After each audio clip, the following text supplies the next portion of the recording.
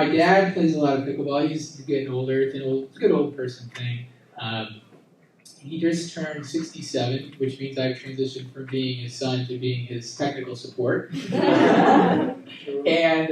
yeah, true, right. And it's not a very good job. The pay, I don't think it's worth the endurance. The pay isn't very good. And then whenever I see my dad try to deal with the TV remote, it looks like he just saw a ghost. That is what it looks like. And I've seen the face before. It's the exact face that you make when you're sitting down for a test that you have not studied for. And you're just looking, it's like, I don't even know what these questions are asking. And then his strategy is just, he closes his eyes and he just tries to read it like Braille. No, that's not going to work out. But he's like so bad at technology. He has his phone, and he looked like, when he does the phone, he's like this, and so I looked at his phone, and you got. And the text is, there's like one letter per page. I'm 100% sure that he jailbroke his iPhone to install a larger illegal text. It's the only solution. The only explanation. So, but he really, okay, sorry. So I am both, I have two jobs. I am the customer success for his technology, and I'm also like the person who shows up in the van to fix things. And it's just on, like, he'll call me, and then if I don't answer, he'll be, call me back immediately. And we're like, why? He's like, what's the difference between YouTube and YouTube TV? Okay, I see why Verizon sends people to voicemail.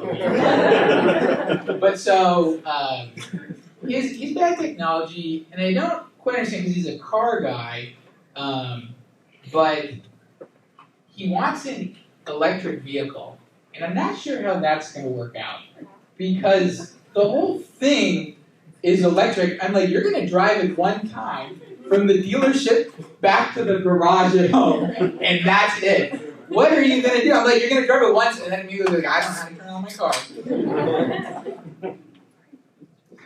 All right. My dad is trying to get better about technology. He actually going to explain him what Bitcoin was. And I was like, you're not going to get Bitcoin, okay? Because you barely got transgender. And this is way harder than that.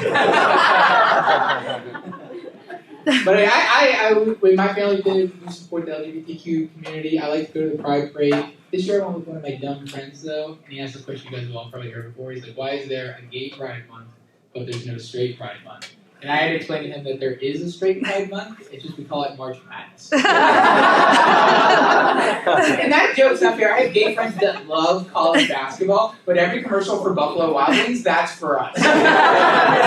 In June, every single corporation is like, how do we sell as much stuff to gay people as possible? And then BW3 is like, we're the last safe place for straight people. We accidentally already named one of our 20 wing sauces after drag queens, mango habanero Asian thing. We're not doing that again. And at the Pride Parade, there's always one person with a sign talking about how gay people are going to hell. Which I don't think is true, but if it is true, there's not a better group of people that can turn that neighborhood around. Hell is an undesirable place, and in 5 years, that's the best investment. Fire and brimstone, that's the hottest drag rush. Have you ever seen, you guys have all seen a picture of Satan, right? The red face paint, the heels, the horns, and the trident, that's RuPaul Drag Racing. You ever see a bunch of people who are trying to go to like a drag brunch, but they accidentally end up at like a sports bar? And they're like, yeah, right. And they're like, oh my, like they got these cheese heads. Yes, my gay accent is a Wisconsin accent. I'm like, oh no, turns out it was just Packers fans. I gotta get out of here, so I'm gonna leave you guys with one quick joke that'll let you choose. You want an abortion joke or a Trump joke? Because after November, you only get one of them. Hurry up. Okay. So Trump's got to pick a vice president. You guys sounded too excited about that. He's got to pick a vice president, and I think you got to pick somebody who makes your flaws seem not as bad. And what are his flaws? He's got legal issues, violence against women, and tax evasion. There's only one person he can pick that's going to make him look better in all those. Do we know who it is? It's O.J. Simpson. And everyone's like, we need to get a grown-up in the White House to help Trump. I'm like, why? So he can just bully them like the last guy? We need a crazy person in office so that Trump can maybe be like, you know what, I am popular.